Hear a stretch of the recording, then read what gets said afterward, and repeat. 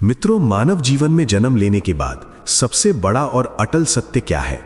वो है मृत्यु। चाहे कोई साधु हो या संत, राजा हो या फकीर, जिसने भी इस मृत्यु लोक में प्रवेश किया है उसे किसी न किसी दिन इस शरीर को छोड़कर जाना ही होगा। जो लोग इस सत्य को समझते हैं वे जीवन में रहते हुए पुण्य कर्म करते हैं और मृत्यु के बाद भी ऐसे कर्मों का महत्व जानते हैं जिन्हें अगर मृतक के परिवारजन विधि पूर्वक संपन्न करें तो मृतक की आत्मा को मुक्ति प्राप्त होती है। मित्रों, इन कर्मों में से एक विशेष कर्म है अंतिम संस्कार के समय की जाने वाली कपाल क्रिया। इसमें मृतक की चिता में जलते हुए शव के सिर पर 3 बार डंडे से प्रहार किया जाता है। लेकिन क्या आप जानते हैं कि ऐसा करना क्यों आवश्यक माना गया है? और चिता में शव के सिर पर डंडा मारने का हमारे ग्रंथों में क्या महत्व बताया गया है? यदि आपको ये नहीं पता तो कोई चिंता नहीं, आज के इस वीडियो को अंत तक देखने के बाद आप इसे पूरी तरह समझ जाएंगे। नमस्कार मित्रों, और एक बार फिर आपका स्वागत है भगवत तत्व पर। गरुड़ पुराण के धर्म कांड में मृत्यु के बाद किए जाने वाले कर्मों और उनकी मान्यताओं का विस्तार से वर्णन किया गया है। इसी अध्याय में शव के कपाल पर प्रहार करने की प्रक्रिया और उससे जुड़े धार्मिक तथ्य भी बताए गए हैं। गरुड़ पुराण में मानव के अंतिम संस्कार के लिए एक निश्चित विधि विधान का विवरण मिलता है, जिसे हिंदू धर्म के किसी भी व्यक्ति के अंतिम संस्कार में पालन किया जाता है। गरुड़ पुराण के अनुसार मृत्यु के बाद जब अंतिम संस्कार किया जाता है तो शव को मुखाग्नि दी जाती है। इसके बाद बांस के डंडे पर एक लोटा बांधकर शव के सिर पर घी डाला जाता है। ऐसा इसलिए किया जाता है ताकि अग्निदाह के दौरान शव का सिर पूरी तरह जल सके। इसके पीछे एक महत्वपूर्ण कारण यह है कि मनुष्य की खोपड़ी बाकी शरीर के अंगों की तुलना में अधिक मजबूत होती है, इसलिए शव की खोपड़ी को पूरी तरह नष्ट करने के लिए विशेष ध्यान रखना आवश्यक होता है। अब सवाल ये उठता है कि शव के कपाल को पूरी तरह नष्ट करना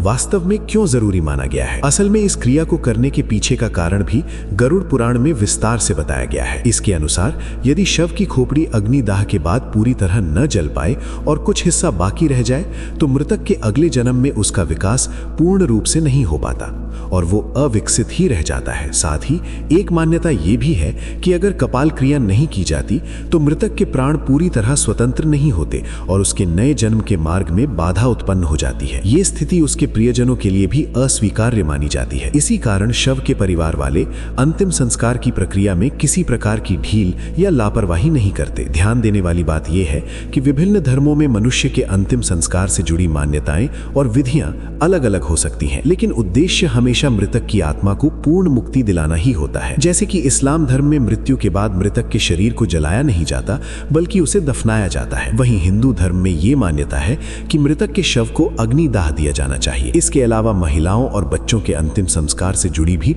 कुछ अलग अलग परंपराएं और विधियां हैं। अब आइए हम आगे बताते हैं कि ऐसी कौन सी मान्यता है जिसके अनुसार मनुष्य की मृत्यु के पश्चात शव के कपाल यानी सिर पर डंडा मारने की क्रिया की जाती है।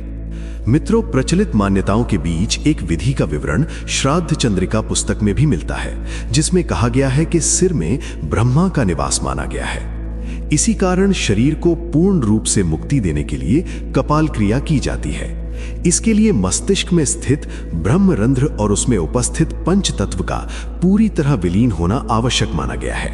यही कारण है कि अंतिम संस्कार की प्रक्रिया में कपाल क्रिया को विशेष महत्ता दी गई है। साथ ही आपने ये भी सुना होगा कि कुछ अघोरी और तांत्रिक इस कपाल का उपयोग अपनी तंत्र विद्या और सिद्धियां प्राप्त करने के लिए करते हैं।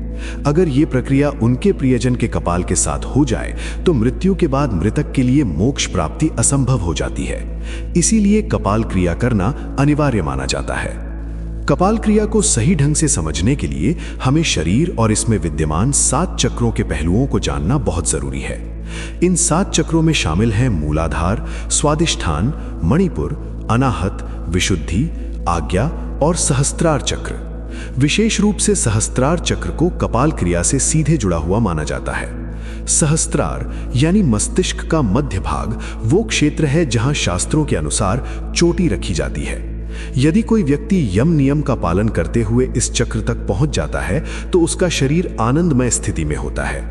ऐसे व्यक्ति का संसार, संन्यास और सिद्धियों से कोई लेना देना नहीं रह जाता। सहस्त्रार चक्र को जागृत करने के लिए लगातार ध्यान की आवश्यकता होती है और ये मूलाधार से होते हुए ऊपर तक पहुंचा जा सकता है। इस स्थान पर शरीर में अनेक महत्वपूर्ण विद्युत और जैविक ऊर्जा का संचित होना पाया जाता है। इसे ही मोक्ष का द्वार माना गया है। धर्मशास्त्रों के अनुसार जब मनुष्य की मृत्यु होती है तो उसकी आत्मा उसी चक्र के माध्यम से शरीर को छोड़ती है जिसमें उसने अपने जीवन का अधिकांश समय व्यतीत किया होता है। यही कारण है कि आत्मा के शरीर से निकलने को मोक्ष की प्राप्ति माना गया है।